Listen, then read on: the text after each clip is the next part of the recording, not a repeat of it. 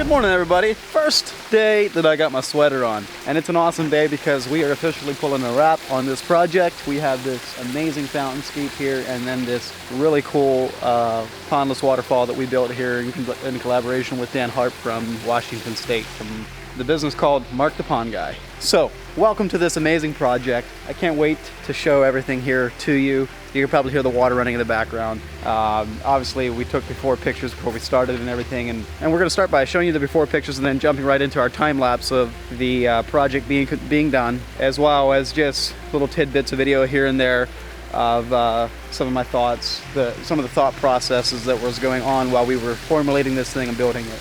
I couldn't be happier how it turned out. We just had a ton of creative freedom on here on this project because we basically just sold the idea, let's put a water feature here, and the rest was like, when I asked Derek, well, what do you want? Derek was the one that designed and sold this project, and he said, I don't know, just make it awesome. I was like, well, no, really, what do you want? He's like, I don't care, just make it awesome. So we had a clean slate to work with, completely blank canvas, which is, as an artist, that's a dream, to not be inhibited by boundaries or restrictions or constraints of any sort. So, and then you put that together with, we're here on a mountain, we're here in a rural area, and we had a ton of area to go hunting for stumps, moss, ferns, even rock, which really aided in how this whole project turned out. There's no way this project would have turned out the same way if we wouldn't have had access to all these stumps. Just look at that. And then, well, that's a cool stump there, but check this one out. This thing is just incredible. And there's no way we could have recreated that without having access to some of that stuff up here. If we were tasked to build this exact same project in a sterile development somewhere, we would have to go hunting for this stuff to recreate this, or it would just look completely different without all those natural elements of ferns and driftwood and all that. So this is one of my favorite parts right here, this massive drop, 63 inches. And then another thing that I really like about how this turned out was, as we were placing all these different elements with the bowls and the urns, I was really conscious trying to create depth. And we used one of those slate walls right back there, and that slate wall is so recessed way back in there. And then you come all the way front here and you have this bowl way out in the front, and you just have the things that are, close, near, far, all these different levels, and it just creates a really pretty composition. So yeah, I'm just out here grabbing a few B-roll shots with my makeshift tripod right there. Hey, aqua blocks are good for a lot of things. So yeah, we're gonna cover this electrical equipment with a fake rock yet. We need to order that, so I don't have it here with me this morning. Hey, without further ado, here it goes. Enjoy the video. Let me know what you think of it as you watch it. If you have any questions, just drop them in the comment section below. I'll be watching this. I'll be watching the comment section for about an hour or so after the video goes live. So be glad to answer your questions. Meanwhile, have fun. Stay safe. Peace. Okay, so we have officially finished back there, and we're moving forward to this fountain that's getting put in front of this house. And these are our boulders we have that we're working with this thing. I'll pop up a picture of kind of the vision of what we're building here. Now, it's the vision, but it's kind of freestyle, it's kind of art. You kind of build it as you basically you look at your biggest pieces first. I would say this boulder is definitely one of the biggest pieces. We have some large urns down there as well as some bowls. So I'm kind of thinking about these three big boulders, how I want them setting down there, as well as we're planting in a Japanese bloodgood tree and a weeping blue atlas. It's all gonna get fit into that circle right there. Now, the vision is kind of like this high, 360-degree viewing fountain display with just a mixture of boulders, urns, stumps, copper bowls, bubbling boulders, plantings, and it's just going to be like a, I don't even know what it's going to look like yet. It's going to be like some kind of centerpiece. But at the same time, I am, like I said, I'm looking at those big boulders. I'm looking at the different pieces we have down here, and I'm just beginning to kind of construct the composition of that in my mind. So we're going to get the basin put into place. These are all our aqua blocks. As that all goes underground for water storage, that gets installed here at ground level, and we're gonna start building up from there. So we're gonna get started. Try to get this basin in here this afternoon yet. All right, we're gonna set our level here. This here is our top of the basin.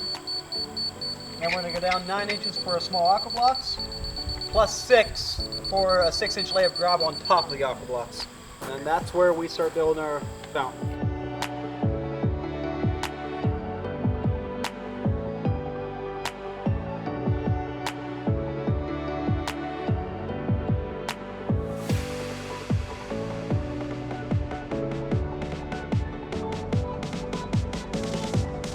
there are our 3 pump bulbs. Liners in, all went in nice and smooth. Worked our wrinkles out. Time for the aqua blocks.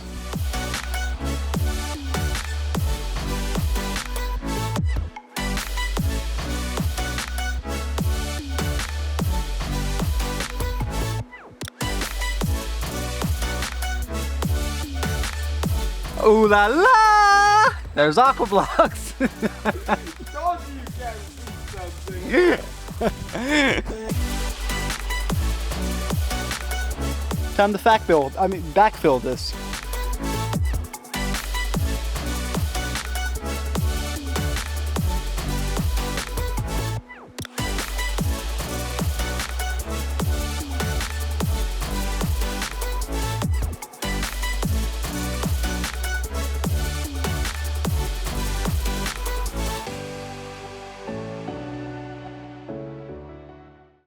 Oh boy, looks like a little bit of a bedhead there. That's what happens when you sleep in a little bit too late.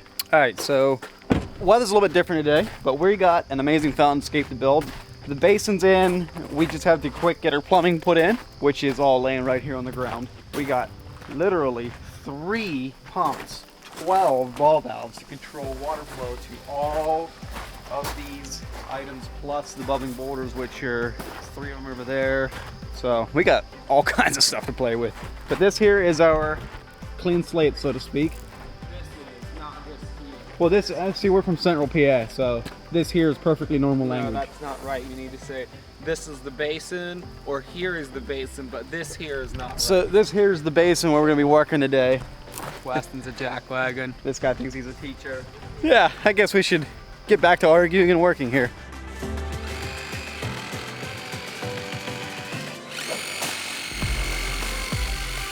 So while he's working on getting that plumbing set up, I am gonna start just kind of looking at all the different pieces we have here and just thinking of how we want to set this up, you know what I mean? This is the fun part. It can also be kind of like the stressful part, like, man, I don't know how this is gonna turn out. Even after years of doing these, like, it's just kind of freestyle. And normally, if you're working with some experienced people, like, normally things come out like, yeah, that's awesome at the end. And sometimes things don't come out quite like you had hoped. Sometimes they come out a lot better than you had hoped. So we got these 3 massive bubbling boulders here. We have core drilled holes through them.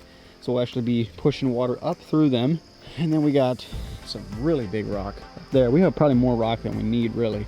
But that's good. That gives us more creative freedom. Lets us pick and choose what we want to use. If you get it open, it's because I've already loosened it. Oh my goodness. Thank you. You're welcome.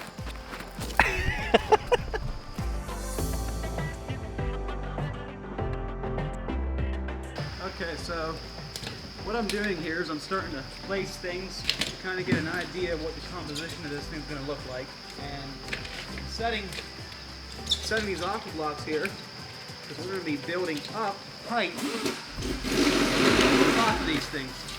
So it's a lot of fun to be being paid to play with Legos. I know. But what I was thinking, like, we got some humdinger boulders up there, like the skid loader can barely pick up. Build up a wall like this, and then just bring like one of those big ones right up to the back of it, and plant our blood good on the back side of it. The blood good should probably actually go like here, and then the green one, I'd like to actually have raised up pretty high on the same level. Like, let's say we have another boulder out here on the outside, so we kind of have this boulder wall like in here, so the blood good has room. Come out to the edge over here, and then we're gonna plant, basically that thing's gonna be planted inside the water feature. We'll make like a big 4x4 pocket of dirt in here. Dirt pocket, yep. And just plant the thing inside. So we're gonna grab this big urn and just see how high this is. Is it gonna be ridiculous? Is it gonna be awesome? Is it gonna be perfect? Huh? We'll find out.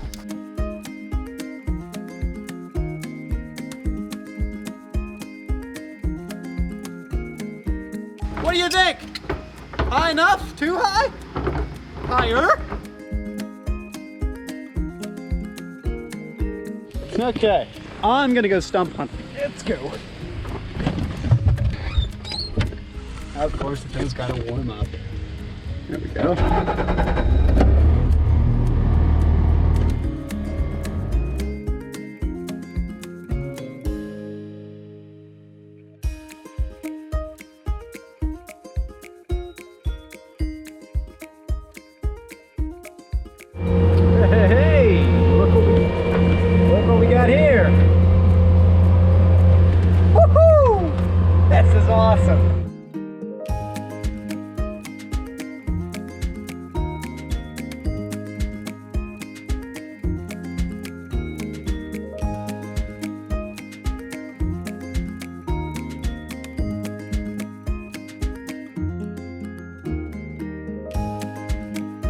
Yeah, baby! Check this thing out. Oh my goodness. That is gonna look so good in there.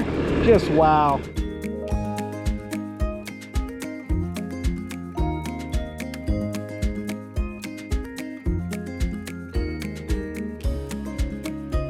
Okay, so there's no way I can like film and do this at the same time, so I'm just gonna set you up here on this tripod. But basically we're just shifting the stuff around until we like it. We're trying to create depth right now for this view coming in from the driveway, but we don't want to ignore the house view.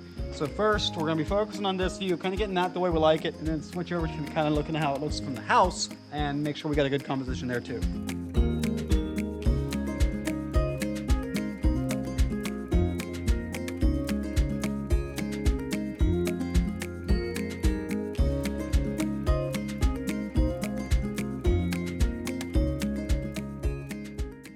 We just got done shifting this thing over a little bit.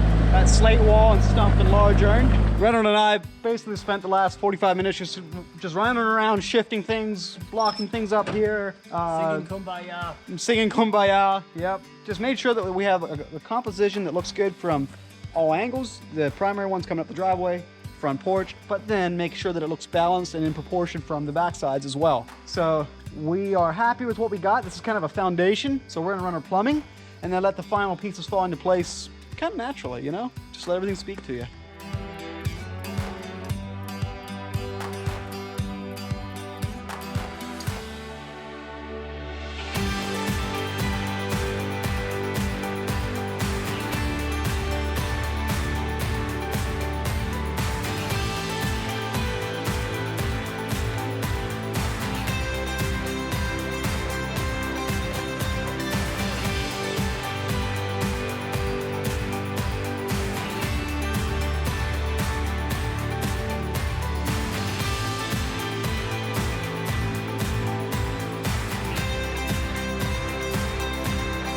Okay, so it is like 3 o'clock in the afternoon. We've been busy. I haven't been even recording much throughout the day here. But what we have now is we have the main foundation of everything in place, and it's pretty much plumbed. Right now what we're doing is we're building up this area right in here. We're gonna place a bubbling rock right here to build this up and kind of gain some height with the rock right in here.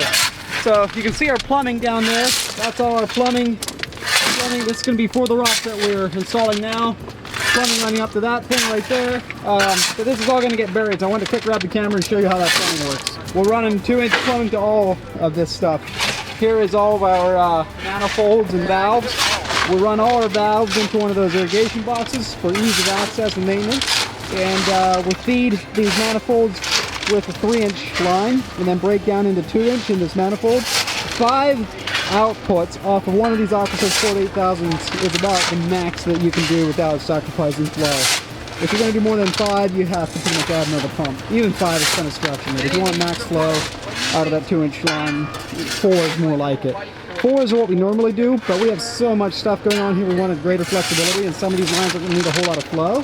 So we opted to break up some of these manifolds into 5. But we got 14 2-inch pipes feeding this thing. 5, 10, 14. So it's going to be pretty stinking dramatic. We got pipes going everywhere. One of the things I did is I grossly underestimated how much pipe we're going to need on this whole project. And you can kind of see why. I mean, there is pipe just, I think I had 100 feet. We're going to need close to like 200. So anyway, I am liking how it's coming together. Sometimes with water features, it's just like, you're not sure if you like it, and it actually ends up being okay. This one I'm loving. It's got depth. It's right there. See how that stacked slate wall right there is just way recessed back in there, gives it all kinds of depth, which to me, depth is a big part of composition and a big part of artistry, and it's what makes things look good and not man-made, even though it's obviously a man-made water feature. Or yeah, I guess what I'm trying to say is it's good quality art or good quality composition. But anyway, I gotta get back.